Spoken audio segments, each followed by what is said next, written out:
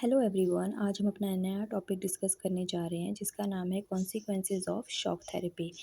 देखो, 1990s में जब यूएसएसआर कोलैप्स हुआ तो रशिया और उसके अदर नेशंस ने अपने देशों की इकनॉमी को डेवलप करने के लिए जो पुरानी इकनॉमी उनकी चली आ रही थी कम्युनिज्म को छोड़कर कैपिटलिस्ट इकनॉमी को अडॉप्ट कर लिया था। तब तो उन्हें ऐसा लग रहा था कि कैपिटलिस्ट इकनॉमी को अडॉप्ट करके वो अपने देशों की सिचुएशन बहुत जल्दी सुधार लेंगे, एम्प्लॉयमेंट होगा, पॉवर्टी ख़त्म हो जाएगी, ठीक है, और डेवलपमेंट बहुत फास्ट होगा। बट रियलिटी में ऐसा कुछ नहीं हो पाया, बल्कि जो इस एंटायर रीजन की इकनॉमी है वो पहले से भी ज़्यादा क्या हो गई, ख़राब हो गई। अकेले रशिया में ही जो स्टेट कंट्रोल बड़ी बड़ी इंडस्ट्रीज़ थी वो सारी कोलैप्स हो गई। यहाँ की तो 90% इंडस्ट्रीज़ को सेल पे लगा दिया गया था ताकि प्राइवेट इंडिविजुअल्स कंपनीज आकर उन इंडस्ट्रीज़ को ख़रीदें, ठीक है। अब ये जो रीस्ट्रक्चरिंग का काम हो रहा था इसको कोई गवर्नमेंट डायरेक्टेड इंडस्ट्रियल पॉलिसी के थ्रू नहीं किया जा रहा था, इसको कौन कर रहा था, मार्केट फोर्सेस, जिसकी वजह से यहाँ पे जो एंटायर इंडस्ट्रीज़ जो डेवलप थी वो धीरे धीरे क्या हो गई, ख़त्म हो गई।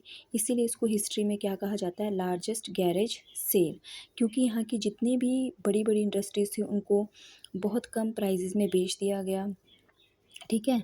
और यहाँ तक कि जो सिटीजन्स हैं उनको भी वाउचर्स दिए गए थे कि वो इन बड़ी बड़ी इंडस्ट्रीज़ को खरीदे।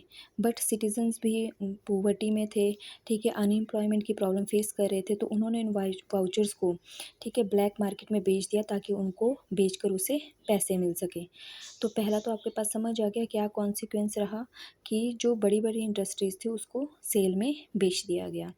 दूसरा कॉन्सिक्वेंस क्या रहा कि जो रशिया की करेंसी थी रूबल, उसकी वैल्यू क्या होगी, डिक्लाइन होगी, जिसकी वजह से क्या थी, महंगाई बहुत ज़्यादा बढ़ गई थी, ठीक है। और महंगाई बढ़ने की वजह से जो उनकी सेविंग्स भी थी ना वो धीरे धीरे क्या होगी, ख़त्म होगी। सपोज़ करो आज कोई चीज़ हम 10 रुपये में ख़रीद रहे हैं, बट अगर महंगाई बढ़ जाए, ठीक है, आज से 10 साल बाद हम वही चीज़ अगर 100 रुपये में खरीद रहे हैं तो क्या होगा, हमारे को उसके लिए डबल पैसे पे करने पड़ेंगे, ठीक है। तो वही हाल रशिया में था कि पहले वो कोई चीज़ अगर 10 रुपये में ख़रीद रहे हैं, अब उसके लिए उसको 100 रुपये देने पड़ रहे हैं, जिसकी वजह से क्या है, जो उनकी सेविंग्स है वो धीरे धीरे ख़त्म होने लग गई, ठीक है। और जो कलेक्टिव फार्म सिस्टम था वो भी वहाँ पे ख़त्म हो गया था। अब लोगों के पास फूड सिक्योरिटी का भी कोई सोर्स नहीं था, क्योंकि पहले तो लोग कलेक्टिव फार्म्स में काम करते थे तो फूड सिक्योरिटी भी रहती थी, बट अब ऐसा कुछ नहीं था। अब रशिया को तो बाहर से फूड इंपोर्ट करना पड़ रहा था।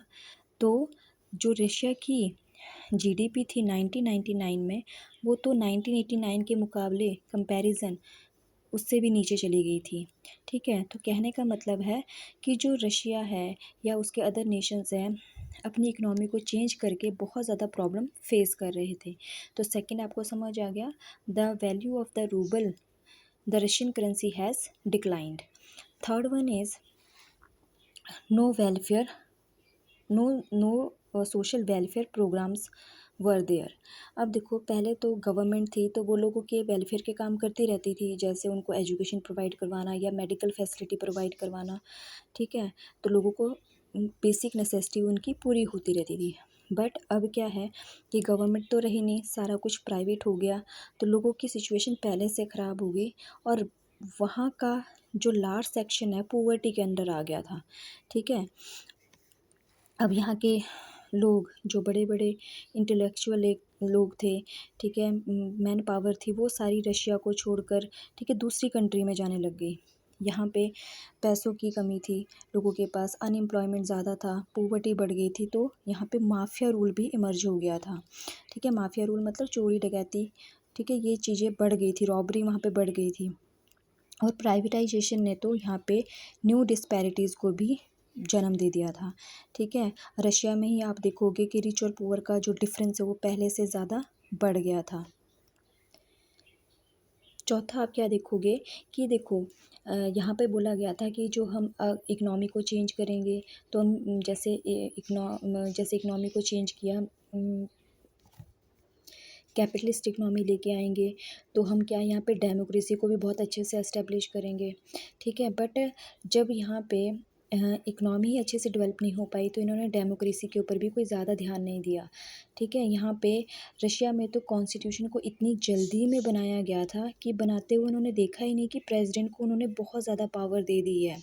ठीक है, और सेंट्रल एशिया में जो प्रेसिडेंट थे, ठीक है, उनको तो इतनी ज़्यादा पावर दे दी गई थी कि वो अथॉरिटेरियन बन गए थे।